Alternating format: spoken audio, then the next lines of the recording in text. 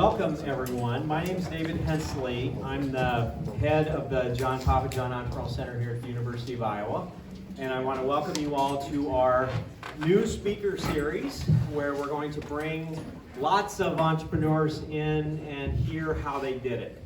And you're going to see we've got 3 set for this spring, and we'll continue to grow this, and we're going to try to bring people from different backgrounds, different industries, different places in their business, and I think you'll find these stories really inspirational and educational. Now, for this to work, I need you also to pay attention and be prepared to engage with our speakers. I've got a list of questions that I have for them, but the fun part is when we open it up to have you ask the questions that you would like to ask our speakers. So that's really, really important, and there'll be time to do that. I don't know if any of you know who John Lohman is, but John is the executive editor and founder of the Corridor Business Journal. And one thing I've learned from my good friend John is you start on time and you end slightly early. So I can assure you that we will be done before 6:30, and so if you're sitting there and worrying, and oh, by the way, the Hawkeyes are not playing tonight. Ohio State chickened out. Oh, well, I think they claim it was the weather, but Ohio State, we're not playing the Buckeyes tonight, so you won't miss any of that basketball game. So let's go ahead and get started. And I want to thank, let's please give a nice round of applause for Jan Finlayson, who really set this up, got everything, the room ready for us, the food and everything. So let's hear it for Jan. All right, so let me ask a question before I start. How many of you went online and looked up SwineTech to learn a little bit about the company? Raise your hands really high. I'm impressed. Very, very good. That's something I always find interesting is when you have speakers, did the audience take any effort to get ready for you? And they did, so that's fabulous. So I am thrilled tonight to introduce our speakers, Rooda and Abraham Espinoza. I got to meet these guys in about 2015-ish or so as they were thinking about this concept of doing an ag tech business. And I distinctly remember the first time Matthew came into my office, I said to him, "You're at the wrong university. The Hog Institution is down the highway a little bit. This is the University of Iowa." And he says, no, hear me out. And boy, it has been a wild ride to get to work with them and see them and all of the success they've had and the challenges over the last several years. And they still remain, and I don't know if anybody's ever going to beat you. These two are the most prolific pitch and business plan competition winners the university has ever had, and it's not even close. So let's please help me welcome Matthew and Abraham. So let's start a little bit about your guys' backgrounds. If you could tell everybody about your hometown, what you were studying in Iowa, and did you have any interest in entrepreneurship or any experience in that prior to the formation of SwineTech? So my name is Ariana Espinosa. I am from Mexico. I grew up over there. I did do my 7th grade and 10th grade in Michigan just because of my dad's job. We would move back and forth. He used to work for a big supplier for like GM, Chrysler, and stuff like that. He eventually moved to John Deere, hence I ended up in Iowa for college.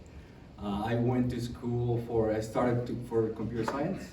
One of the main things that drive me to go into computer science at first is because I wanted to have a tool to eventually create my own business, which is I had a very early interest in starting my own business since I was little. When I was a kid, I used to sell Pokemon cards, drawings to my classmates. Their moms and dads didn't like it.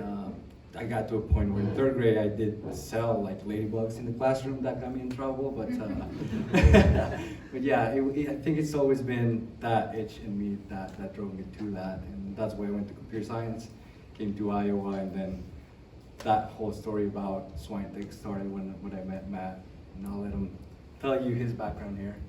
Yeah, so he hardly does the story justice about the Pokemon cards because it sounds like actual Pokemon cards. This guy's in 1st grade, First grade. First grade, sitting there drawing Bad fake drawings. cards, really bad ones. Imagine our first grader's version of Pokemon, and Abe isn't the most artistic person, right, when it comes to drawing.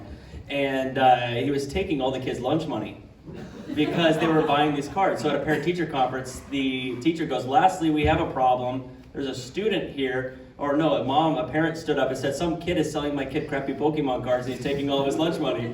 And his mom was just like, apparently, so yeah, it was My mom scrappy told me that story. entrepreneurship. Yeah. I made money though. A little bit about my background. Grew up in Iowa. Was raised near here by Oskaloosa, Pella, Iowa. My dad grew up in the commercial swine industry, worked in the commercial swine industry, so I was involved in that. It was also a great business opportunity for me as I was growing up. Would do contract work in 3rd, 4th, 5th, 6th grade, doing vaccinations for local growers, and eventually got more of an hourly job as I was going through high school. But other than that, my mom was in healthcare, and my grandparents outside of my dad's side was in real estate. So there was a lot of an entrepreneurial approach on my grandparents' side, and kind of had that healthcare and agricultural background as well. I didn't know I wanted to be an entrepreneur. I was planning on going to med school, studying to be an obstetrician, and entrepreneurship is what I should have been doing. So, How did you guys meet? I mean, so you're talking about you kind of on two different parts of the university, ecosystem here. So how did the two of you meet, and what was that like? And how did you know, and that the two of you would work well together and decide to try to start a company? so the first part of that, we were actually studying at a community college our first 2 years, and we had met each other there through some honors program, and really didn't do much more than say hello. But we both remember when we first met. And then we had a class, a chemistry class with a student that a lot of fun to be a friend with, but you wouldn't want to be in their scenario. And so we both kind of just gravitated to him in class because he had all the fun stories when we were studying. And then we started to work out together and kind of just meet that way. But I guess second half of your question. Would you like to rebut that? Is there anything you'd like to add to that?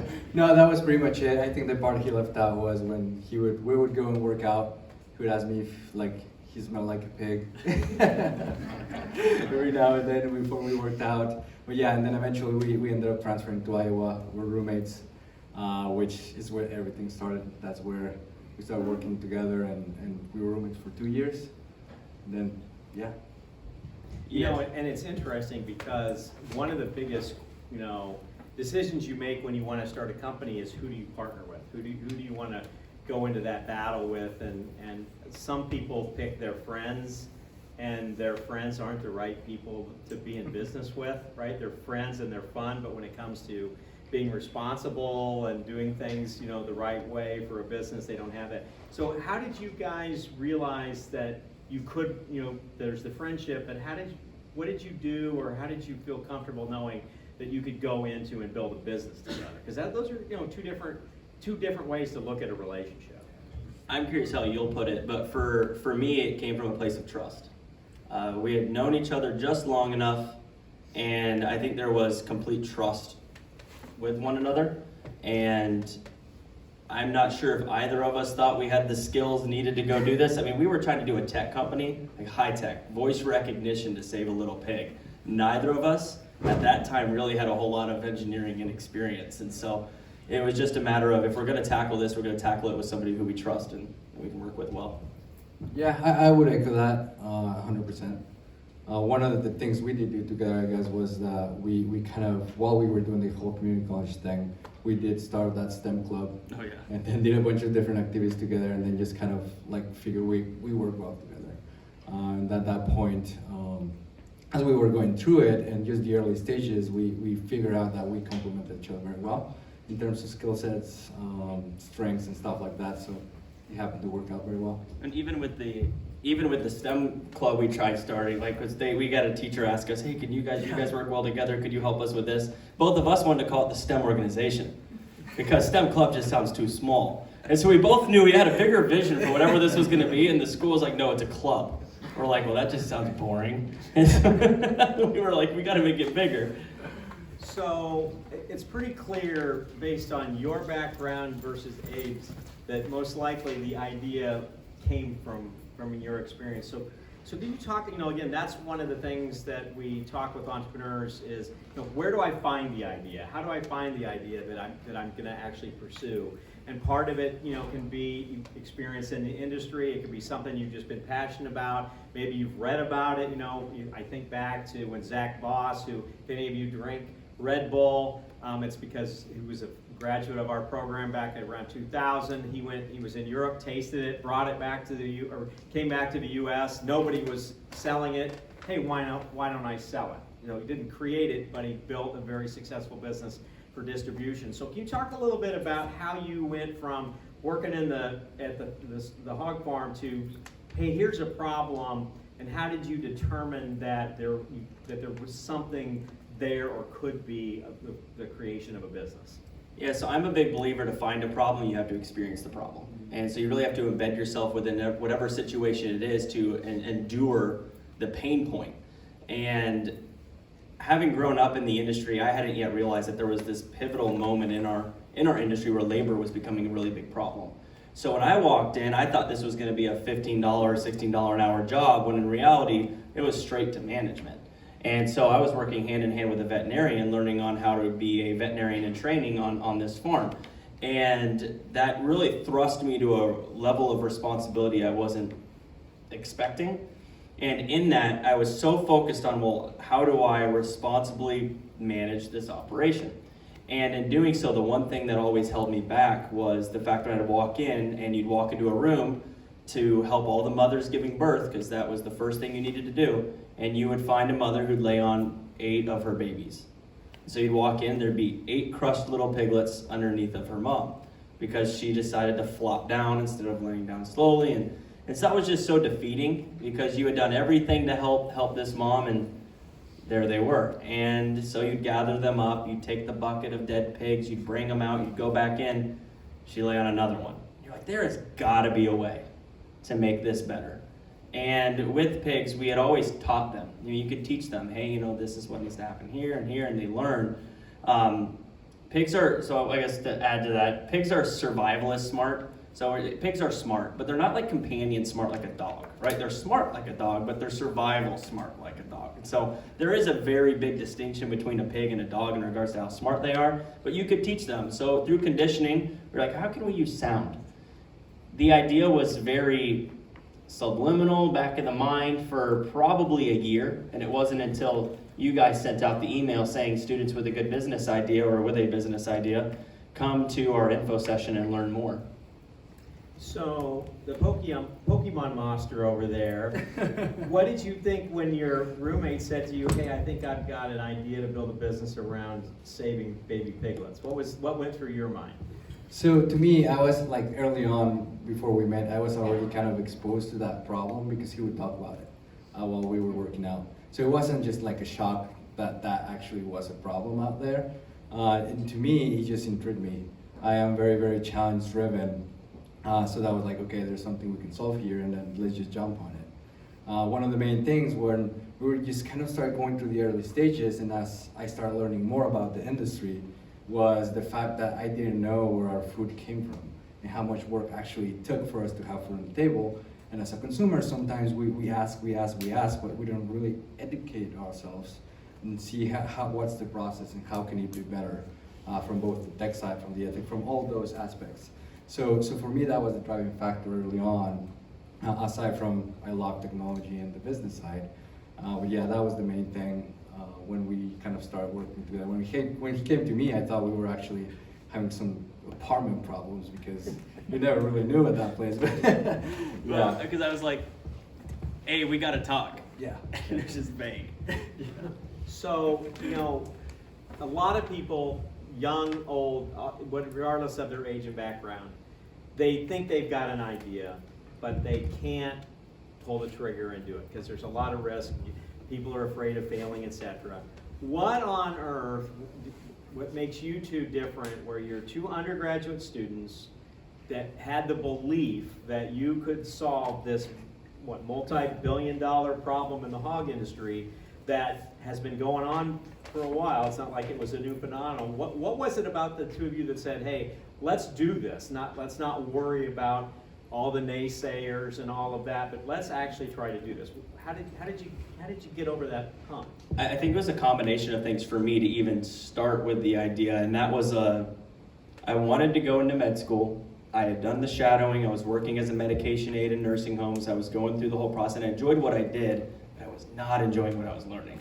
I was not enjoying the cell bio and the genetics, and I was like, man, I wish I had something in my day that was more exciting. So the thing came across, I started thinking, well, it'd be fun. And then we got that initial award from the, what was that, Bob? What was that called? Like the student fair. The student fair? Oh, at the bell. Yeah, the fair with the bell, and so we got that one, and that shocked us. And Shocked me too. yeah, Bob was the one guy like, this isn't gonna work.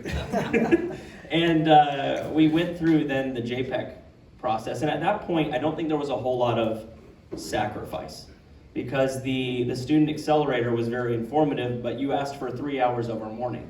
So it was very, very easy to take on and still work part-time through the summer and kind of build that resume for med school. It wasn't until the Iowa Startup Accelerator came and said, you need to drop out of school for a semester, you got 48 hours to let me know, and we want to give you $25,000 to help you pursue your business idea.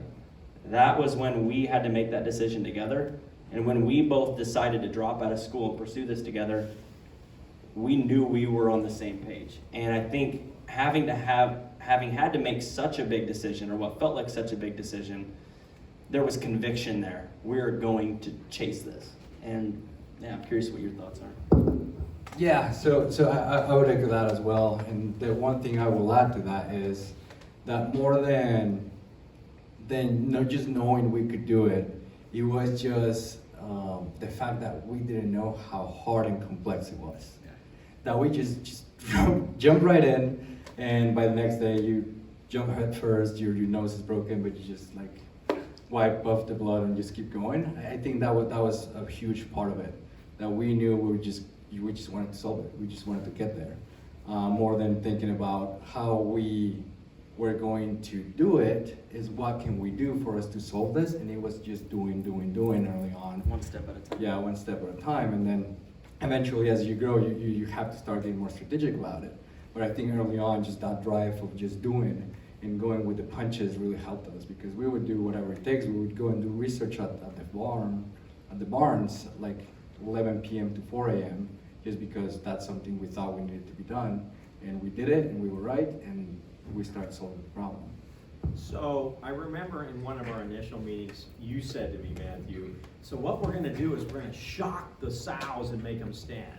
And I looked at him and I said, don't say that ever again. You're gonna gently nudge the sows up, right? I mean, because there's concern about what you're gonna try to do. So could you talk to them a little bit about kind of the initial prototyping and how the idea was you had to get the sow up, right? So the piglets could get out of the way. And you started talking about the voice, being able to recognize the voice of the piglets, the squeal. So can you talk a little bit about the evolution of the initial solution? Now, you realize if you did go out to their site, their company has changed dramatically, and we're going to get to that. But we really wanted to talk about those early days when you kind of thought you knew what you were going to do. So tell them about that and what it took to develop that first solution.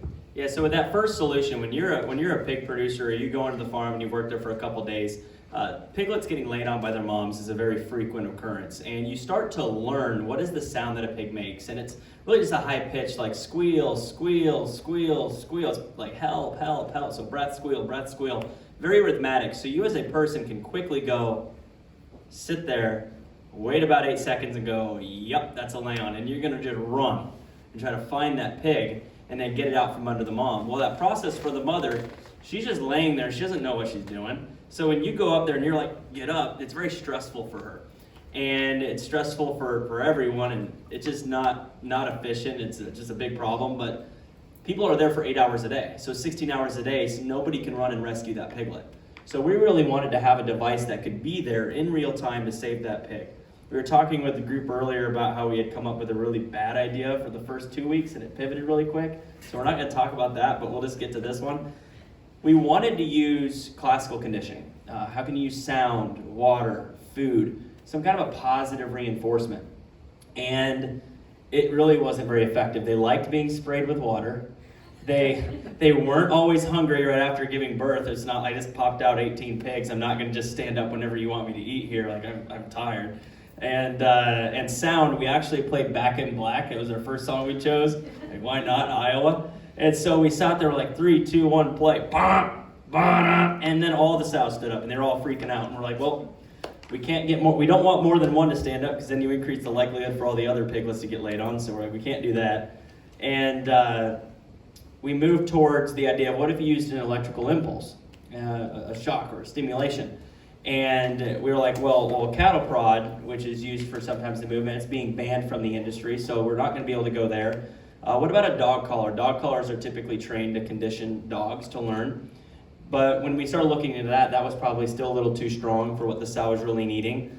And we were kind of at a crossroads, and it wasn't until he was on a flight and went through the airport and got sold on a TENS unit for his knee that he was like, hey, this thing actually, like, I think if you didn't like pulse it, you just went boom, it would be like enough to make you twitch. And we're like, well, we can give that a shot. So we worked with Kansas State University, got IACUC approved, went and did all the testing on a TENS unit, which is typically used for muscle and nerve therapy for people. And sure enough, the sow would be startled just enough to sit up or stand up, and then that piglet could run free. And it was just it was over a couple-year process. But the first, to kind of allude to what was that process, the first invention, can we actually differentiate with technology a piglet getting laid on versus a piglet fighting for food?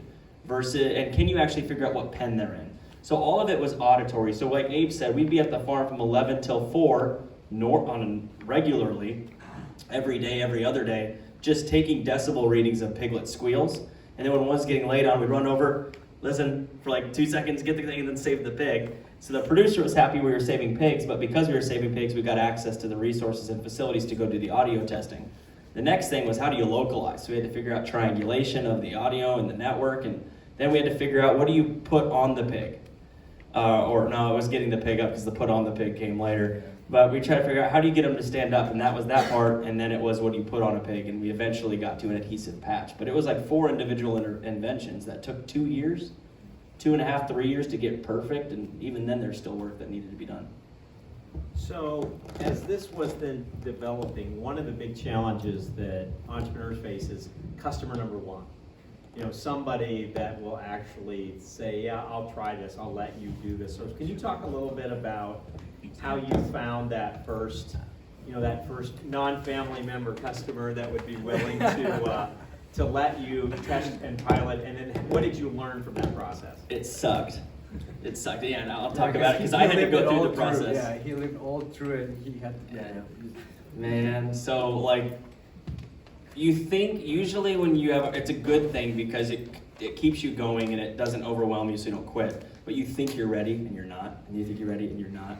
So we go to this farm, 5,000 sows, lots of pigs, it's a good producer. We put this in, we wire up the network, and the network just didn't work. And this one lady had her dad die, and it wasn't working, and it added stress. So they called me on Sunday, hey, we need you to come in. This is 2 days in. I go in there, try to get it work. Monday, I'm back, another trip back to Osceola to uninstall everything and pull it out of the site. So like within 3 days, first customer, a big customer, and then it was like, crappy customer support issue, you're kicked out. Now, they kicked us out with a smile on their face in the sense that like there's still great relationships there, but it was still like, I had to go in there and screw things off the wall, load up all this stinky stuff into my car now, and drive it all the way back. So that was pretty defeating, and I'm not sure what we did to tell ourselves it was okay, but yeah, that one sucked. So what was when he came back, what was your response? Well, it sucked. It sucked because, like he said, it was our very first customer. We were very excited on it. And then, however, it gave us the first step of learnings as well, because one thing for you guys to know is that we had actually 2 versions of that product, which is called SmartGuard. What he's talking about is we went in with the first version, and we realized as we were going through these customer interactions that we missed a very important step, which we focus on the problem, we focus on the management, However, we needed to dig just a little bit deeper into the UX, the customer experience, how that was going to be used. Well, you can have great ideas, and as we're innovating, as we're going in an office, right? However, when you need to talk to the customer and make sure what's going to be best for them. So I think that was our first kind of like hint. You guys need to refine this a little bit more for customers to be able to use it. And then we will learn as we got into more customers, and then eventually we got to pull the trigger into version 2, which completely addressed that. It was fully focused on the experience for the customer, and then the algorithms, more refinement and all that. But yeah, it was an improvement for sure. Yeah, one thing there which is helpful is prior to that, we were able to work with the company my dad worked with. And so we had boots on the ground experience, but let's say you guys do know somebody and they're a friend or family. Let's just say our friends or family bent over backwards to make it work. So when we were told it works, it did. It saved a lot of pigs. Didn't mean it was a good experience for those who were using it. Well, they weren't gonna tell us that. They were like, yeah, scientifically, we saved pigs. But then they weren't really transparent on like the quality of life of using it, the work. And so sometimes getting outside that friends and family is a very important step. So there was the start, the two of you, another challenge you face as you start to build these things is that you've got to have help, right? You've got to get people to join your team. You've got to find people that can do help on the technology side, et cetera. How do two young guys in college start to build out a team? You know, again, that's a lot of student entrepreneurs in particular, or young entrepreneurs, they want to do everything by themselves, and we all aren't experts in everything. So how did you go about building the team, and what were some of the challenges, or what were some of the suggestions you have in trying to find people to join you early on when you can't pay them a market rate and they're still, it's a dream, it's not really a reality yet? Yeah, so you want to talk about John Roark and I'll talk about the rest of the stuff? Yeah, so early on, one of the best things that you guys can do as starting a business is just events like this. 1 Million Cups, rely on the connections and all the Founders Club like JPEC. That really gave us an exposure of a lot of good people that were willing to help. So through those, you kind of start meeting people, you start to get bought into the idea. We actually met our third co-founder, which is John Roark, at a 1 million Cups, right? Yeah. While we were going through the Iowa Startup Accelerator. And then he was a brilliant engineer, and he helped us prototype essentially all of 1.0. So to me, events like this make a difference because you start getting that exposure, and then you realize, well, I need help, I need smarter people than me to actually come and help. And then you kind of expand from then on. Actually, our other hires got from kind of connections from different organizations too, and then after that, I'll let you talk about that. So John Roark, when we brought him on too, he had a prior experience at NASA, Pentagon, Royal Air Force, and stuff in Southeast Asia with pigs, and so we're like, wow, this guy's amazing. Well, John's strength was getting things started. It wasn't getting things finished, but it got us far enough the first couple of years where he was able to tinker really. This guy's smart. And what we did then was we had to kind of supplement strengths.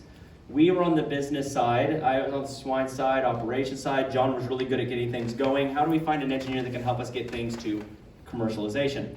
And so we brought on a couple of individuals from Rockwell Collins through our connections, but the big mistake we made early on with hiring, because none of our first 3 hires, all great people, all great engineers, were not long-lasting fits. And the biggest reason was when we were trying to find people, we were desperate. And we would talk about things in a way where you should come work for us because it's going to be a ton of fun and we're going to get work done. And really what we had learned was we need to be communicating, you should come and work with us, we're going to bust our ass and have fun doing it. 2 very different worlds. There's a lot of people out there who are interested in, they've been in a corporate job for 15 years or so, and they're like, I'd like to try a startup. Startups sound fun. Well, startup means you're going to work a heck of a lot more than what you're going to work on in a corporate job most likely. And so they need to be aware that when you go into that environment, it's going to be hard. It's going to be taxing. There might be a difficult work-life balance tied to it, but it doesn't mean we can't have fun. That doesn't mean we can't have a good time with one another and really learn quite a bit and accomplish great things. And so when we learned to convey that better when bringing people on the team, we started seeing people stay and not leave, and that was really important to us. And with that too, most of the time when you leave a corporate gig to join a startup, your salary isn't necessarily the same. Your benefit package isn't necessarily the same, and so there is kind of that additional trade-off. And yeah, you might get stock, and there's the higher upside potential, but there's also, so a lot of people, it's hard for them to make that move from a corporate world to the entrepreneurial world for that. Now, we're gonna open up to questions in about 5 minutes, so have your questions ready. I've got more, but I want to give you guys a chance. Let's now turn to money. So we've talked about a little bit of the technology, and then we're gonna fast forward to today and where you're at. So to build a company, you got to have money, and one of the advantages of being a student is competitions, right? You can go to competitions, and again, these guys were amazing, unbelievable presenters. One weekend, it was an unbelievable haul. So what was the key to winning those competitions? For the students out there, and even for, we have Papa John, we have a statewide business plan competition every year. There's ways to get money in these things.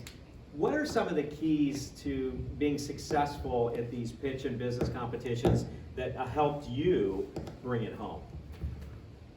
So early on, we were in the Iowa Startup Accelerator, and Eric Engelman created an environment where you could go and you could fail and get completely obliterated by their advisory team. So we would go in there week after week, and they would just say the most honest things to us, and that helped us refine things.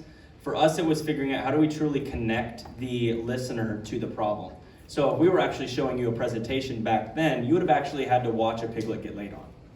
And you would have thought the piglet was gonna die. And 4 seconds later, it would have walked out like everything's okay. Well, that pig was lucky. You would have heard the sound. You would have seen the fear on the piglet's eyes. You would have seen the lack of even noticing it from the mother, and you would have been embedded within the problem. Well, we figured out a way to connect visually, auditorily, and all the senses were there. And then we just continued to iterate.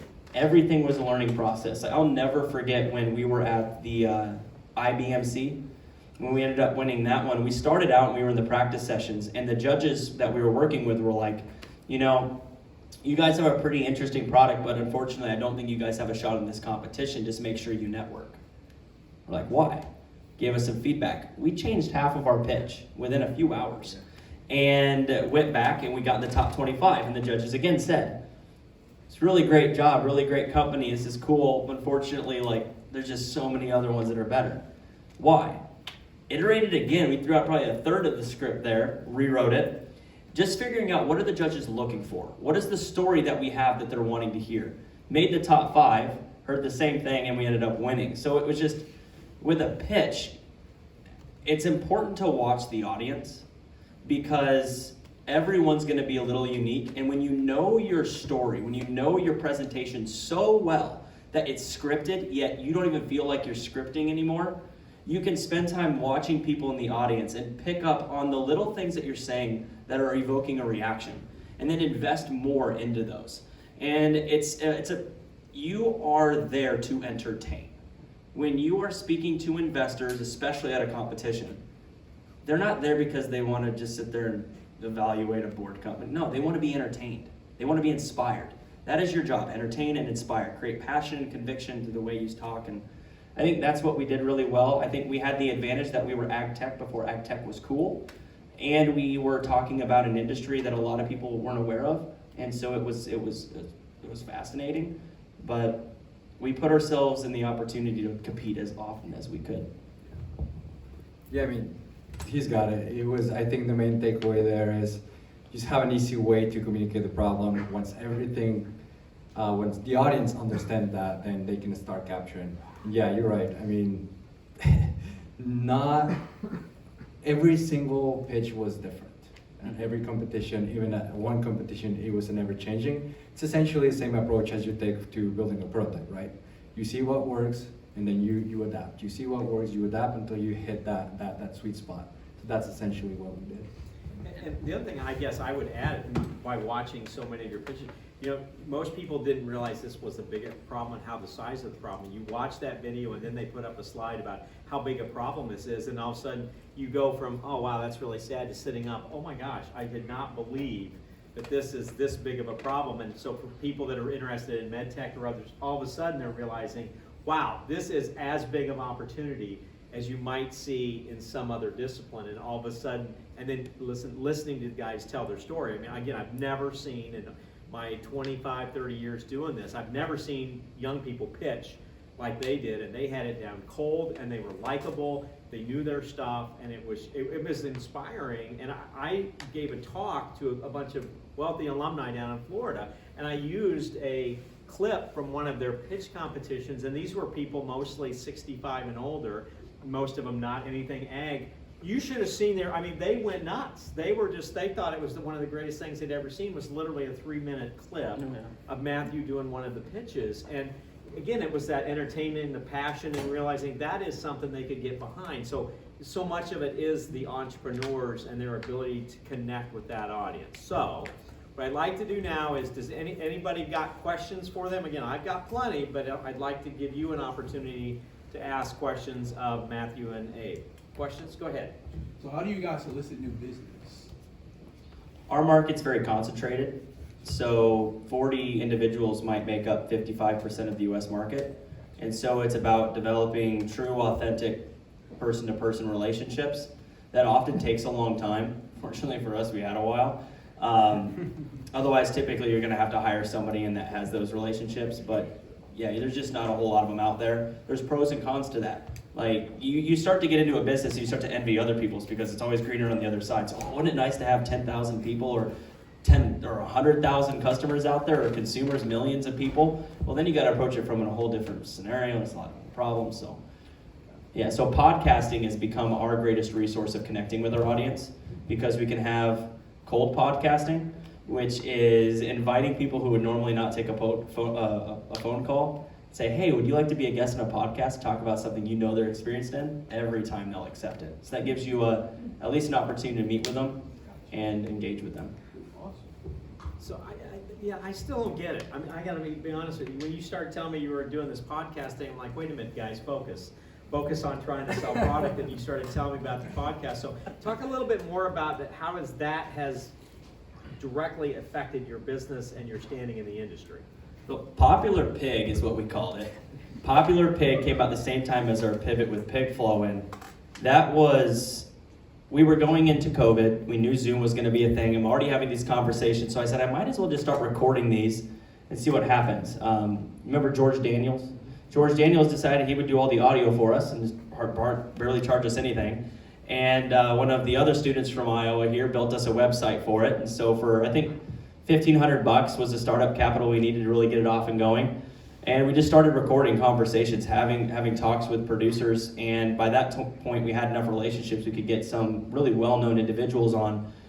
And I partnered with a media company, got 3 sponsors at 100 an episode. And so we were profitable from like episode 3, and we were getting it out to 31,000 people. And so then it was just a matter of creating consistency. How can I have content each and every week and not take a lot of time to do it? So today we take about an hour to hour and a half a week per episode for the whole process. We get it out to the entire industry, and we'd be number 2 globally in the swine industry. And for us, I think we're bringing in 5x what we need to spend to keep it going. And so we were able to really turn this into a profitable content marketing resource. Yeah, the only thing I would add there is that also, as people are listening, you have some of your potential customers listening. Mm-hmm. And then they start to tie your name and the brand with something educational. So that starts to build your brand and build you a good reputation. So that way, in our industry, word of mouth is very, very important. So that really helped with that. Yeah. Great. Other questions from the audience? Sir. So I'm a failed entrepreneur. I've been restoring the Seacrest 1883 octagonal barn, which is about 5 miles east of here. And I've had 5 or 6 grants from the State Historical Society. There's no barn like it anywhere in the world. Nonprofits use it for free. I rent it out for weddings, but I don't market it or anything. First structural engineer I hired to come out and have a look at it was falling over, said you should make this a bar and a restaurant, and this is very unique, which it is, but I have a job I'm still enjoying full time. And I'm not really sure what I want to do with it. I wanted to save it as a barn. I didn't want to make it into a restaurant or a bar. But I'm 70 years old, I don't have any children that will function afterwards. and I'm not quite sure what to do with it, or if I should be doing something with it. Everybody's welcome to go out there. You can look online. There's no barn like it anywhere in the world. Pete Moss, the artist, has been out there and drawn pictures of it. It's special. But I'm not an entrepreneur, and I'm not sure what's going to happen in the future. It's very, very special, but I just don't have a plan or any skills to do anything with it. So, appreciate some. One nice thing What is are you this. telling? Yeah, one nice thing about this community is there are a lot of people who are futuristic, and if you can just get yourself connected to a few people through the JPEC program, I'm sure they'll surround you with individuals who can bounce ideas off that are futuristic to kind of help you expand your vision for what this could be. And I think that's the only thing you really can do when you're kind of trying to ideate about what decision you might want to do, is just find as many opinions as you can and try to formulate one of your own. It's tough. So I'm going to tell you, there's a guy sitting over here named Bob Walker. Stand up, Bob. Yes. We want to talk to Yeah. Bob right after this. Okay, he can give you some insight. And that interesting question. That's something for those of you that are in the community. We provide all sorts of Iowa JPEC. We provide students to do business consulting and strategic planning. We have competitions. We have a great mentor program. So we have a lot of resources to help people from all different types of backgrounds and what their business interests are.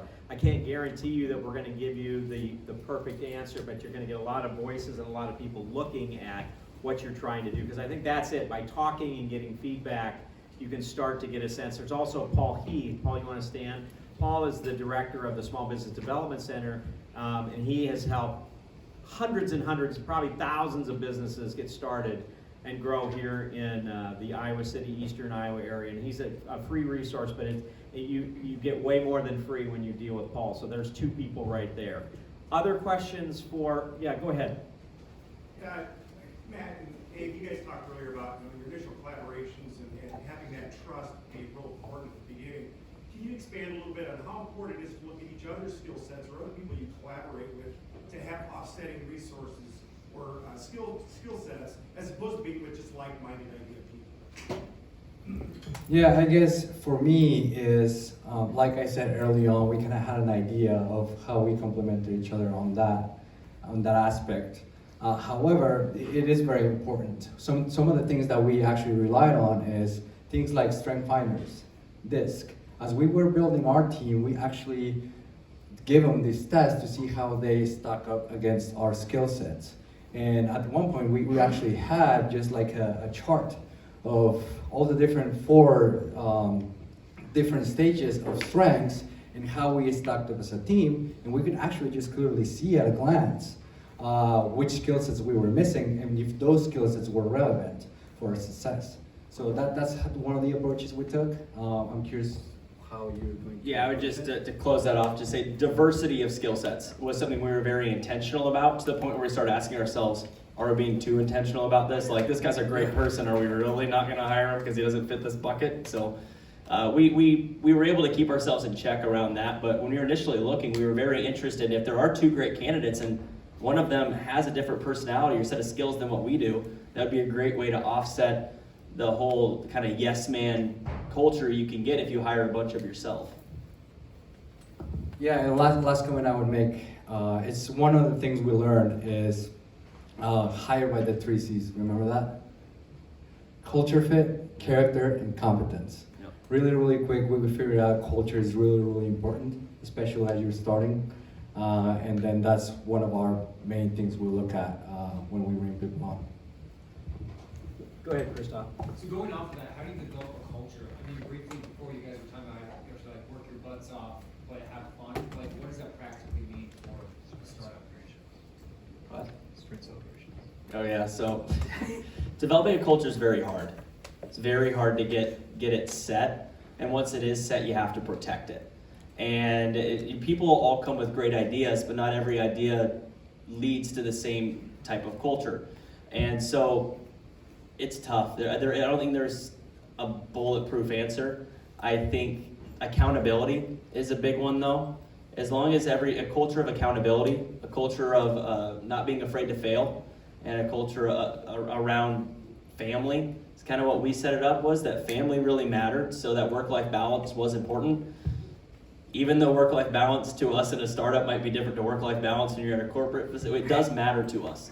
And then when it comes to innovation and being able to fail, it's how you improve. That's how you get better. So people on your team shouldn't feel afraid to make a decision because they're afraid to fail. They should feel empowered to make the decision they're not 100% sure of because they know it probably should work, and if it doesn't, they're not going to be held against a fire. And then accountability. Being able to say, hey, I made the wrong decision or I messed up, let's move forward. And have everyone just trust one another and support one another enough to keep moving forward.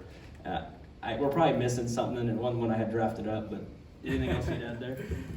The only thing I will add there is, as you're bringing people on to the team, you know if they click or not. You know how well they fit in your team. And then eventually, as you're growing, you kind of start molding that culture of like innovation. Let's get things done. It's just to go back to what Matt said earlier was, the very beginning, the perspective of a culture was, let's just have fun. And that was not what we wanted. And then we quickly corrected to, let's work our butts off and have fun. So as you're going through it, you kind of start getting that identity and just molding with the people you're bringing on that culture. It's not just the first people that do it. It's probably one of the main things that we saw.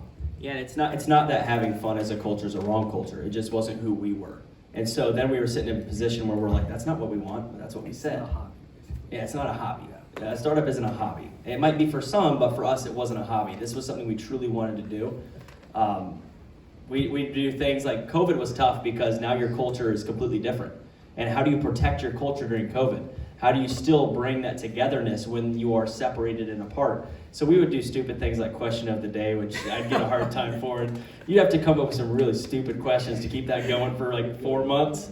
But it was an attempt. It was, how do we keep this lighthearted? How do we continue to learn about one another when I can't sit across a table from you and ask you? So let's talk a little bit about COVID and the pivot and where's SwineTech today and where's SwineTech going. We kind of talked a lot about kind of those early years. Now let's fast forward today. Where are you today? Where do you see this company going in the future? Let's do my soapbox. Cool. All right. So when we were going through COVID, we had a lot of traction and COVID kind of cut a lot of that off. But during that, we were also seeing some telling signs that although the product worked, we weren't getting the expansions that we were needing. It wasn't scaling, it wasn't growing, people were letting it sit there. And during that time, we had a lot of time for customer discovery. No one was going anywhere, so I had you right where I wanted you, on the other side of the phone call. So I'd be asking questions like, why isn't this growing? What's going on? And a big problem with technology, sensors, is that even if they work, and they rely on somebody to do something, if the expectation for it to work is you got to respond in 3 hours and someone responds in 2 versus 10, the outcome's going to be very different. Well, that was our problem. You couldn't actually control the processes or even understand the processes in our setting. So we started to look at other industries. We went to Culver's. We did an entire onboarding experience at Culver's, try to learn what does it mean to take a similar type of individual that work in a farm, bring them into Culver's, they're a manager within a week, self-sufficient, yet it takes them 6 months at a pig farm. Why? We had to go through those processes. And eventually got to a place where there was no more comparable industry than healthcare, especially long-term patient care, which was really weird because that's where I was at for 3 years. The challenge is that they're both low margin, they're both labor constrained, and quality of care at the end of the day is the highest measurement of success. When you walk into a farm, your goal as an employee is quality of care.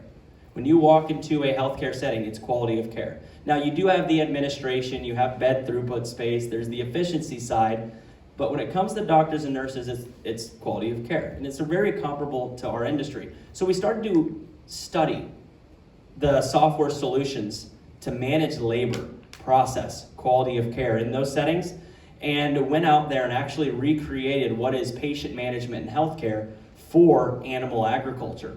And it started to catch on like wildfire because we were finally helping people understand what's happening, who's doing it, is it compliant, are we getting a great quality of care? But with that, we were also helping people in the farm feel less stressed and more organized so that they were they were enjoying their job more.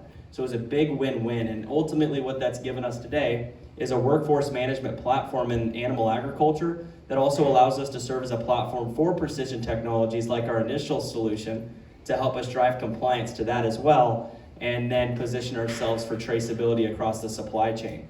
And we never, ever, ever would have got to what is becoming a very successful product in animal agriculture without getting a product that also faced the problem and couldn't truly solve it.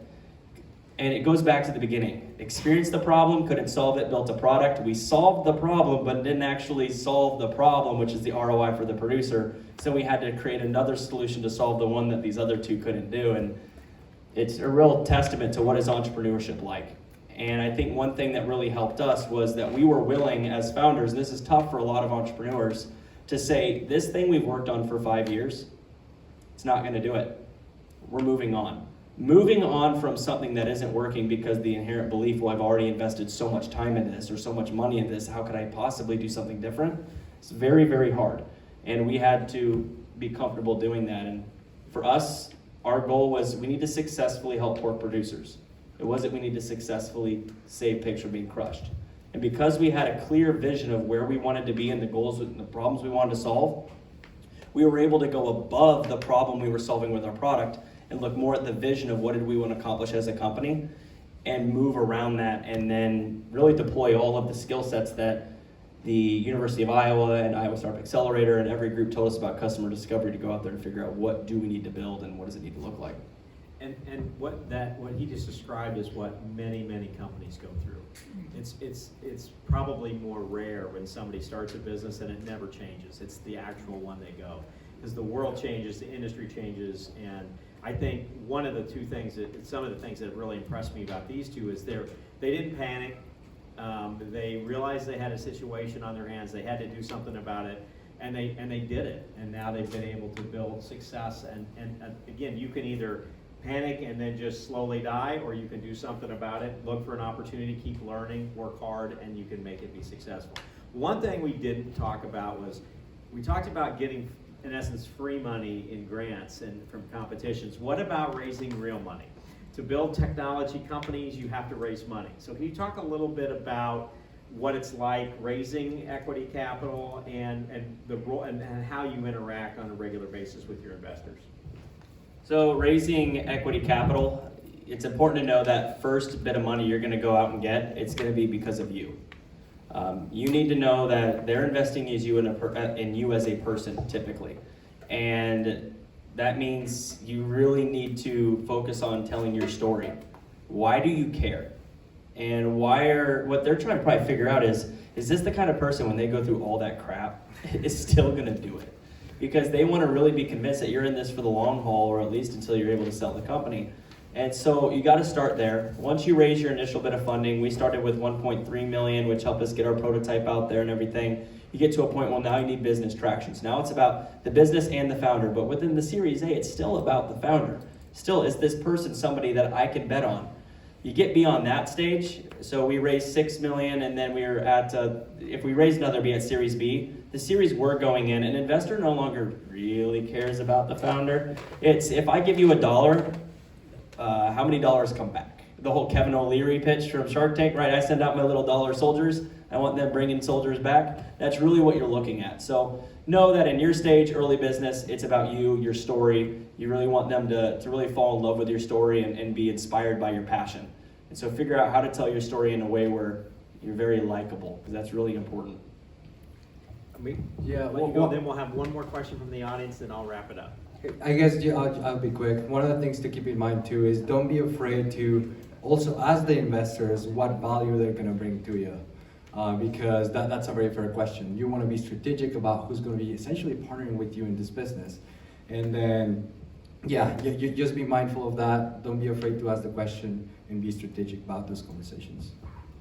So then wrapping that up, communicating with investors. That one is an area where a lot of people, like customer support to a company, they fall short. Investors want to know that you know they are there, and then they want to know that they can help you if something's going wrong, right? You feel powerless as an investor if you have no knowledge of what's going on. So what we've done since 2017, since our first round, is we send out monthly updates to all of our most closest advisors and investors with something we call the squeal. And so it's the squeal, it's a highlight of the financials, of what's going on, and everyone's always in the loop. And we found that we're typically used as kind of the example for other startups of what do you need to do. And a lot of it's just, I need to know. We were talking with the investment manager, a guy named Abe for Mark Cuban, and that's what really inspired us to. He said, you know, nothing ticks us off more than when we invest in a company and I don't hear what's going on. He's like, we actually require bi-weekly. I think it's way too much. But monthly is still way more frequent than most startups will do. So when you have an investor who comes in, or an advisor, right? Early on you find advisors who have money, and you're sending them monthly updates on what's going on and asking for here's the things you can help with. They're like, these people know how to communicate. These people are gonna keep me in the loop, which creates another safety net on if I give them money, am I gonna have any control or am I gonna be a help in any way? So that's really important. So any final quick, yeah, go ahead. So how do you like approach building a prototype when you might not have like the technical skills for it, or like even the money to hire somebody? Yeah, I mean, early on, it's just about finding a way. Like I commented earlier, you just go and learn it at the very beginning. You just go and learn it. YouTube is a great resource. You watch a lot of that. And then just again to highlight events like this. You start meeting people, goes back to advisors, which can eventually turn to investors as well. And you meet people, and they're willing to give that time for free just to support you because they believe in what you're doing. One of the very early prototypes that we did was thanks to this guy, Mark Reimer, that we met at just a random event on the Iowa Startup Accelerator. And just at that event, we pulled a napkin and we started drawing a prototype of that board, how we wanted to pick up the sound, etc., with an off-the-shelf board. So it's just about finding a way. There's a lot of resources that you guys can take advantage of, and then it's just going with it. Okay. Mark was like watching movies with his kids sewing us patches for testing like fabrics for pigs and yeah. So that's a good way to wrap this up. So the Papa John Entrepreneurial Center, nice ad for our center, is we have next week we have a pitch competition going. It's called Idea Storm. You just got to literally video your concept and submit that video, and you can start winning money, and you get access to mentors and resources. The University of Iowa has prototyping equipment that we can help you get. There's so many resources on this campus. It's so much easier today than it was 10, 20 years ago. If you've got an idea, to get some help to try to move it forward. You got to have the will and the desire, but the resources are there. But you got to go find them. So you come to our office in S160 and we'll help you. Any final comments from the two of you? Yeah, I would say with the pitches, the one thing that a lot of people don't do a great job is finding that oh wow statement. Sometimes you really have to dig. So like, I could tell you how many pigs die, but I could also tell you how many billions of pounds of pork go to waste. But you have to start digging and figuring out what is the metric that my problem touches.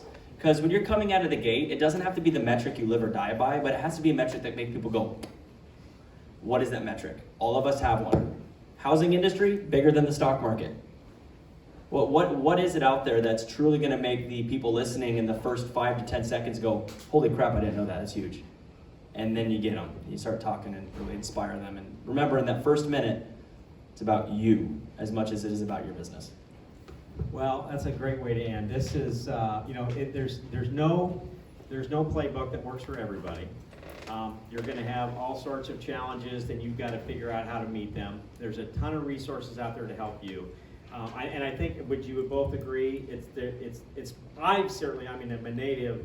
I think this is the best time ever to try to start a company. There are more resources, there are more investors, there are more people willing to help, and you can do it in this state. But it starts with you. And these guys had to decide, do I drop out of college for a semester and take the plunge? And don't think that we're telling you to drop out of college by any stretch of the imagination. It takes commitment that you can go out there and you can make it happen. Final thought from each of you, and then we'll Your finish. checks are a lot bigger now than they used to be. Yeah, they are. That's true. I guess one last thought for me is, aside from what you just heard of finding a way, building your team, one of the most important things that you have to keep in mind early on is as you build your network and then start getting advisors, is just be flexible and open to feedback, because that goes a long way. It's impossible for someone to know everything, and when you're open, you actually build a better relationship with the person you're talking to. So always be open to feedback. After that, just sit down, take it all in, and decide which feedback that you took, along with your knowledge, is gonna be best for you and the business you're trying to start. So just keep that in mind. So next month, our speaker is John Slump. John, and when he was an undergrad with his friend Jared Garfield, they started a medical device company while they were in college, undergrads. They were the first one to develop a technology for safe chemotherapy drug delivery systems. The company had all sorts of challenges, and it's a really fascinating story. He left that company with a lot learned, but not a lot in his pocket. Joined another company that was recently acquired for $300+ million. John will be here next month to tell the story of you're learning from the ropes, and then being able to take what you learned and apply it to another setting and seeing a very, very high exit. So let's give tonight, great story. Well done, gentlemen. We're very proud of you. Keep up the excellent work. Let's have a great round of applause to thank Matthew and Abe for being here tonight.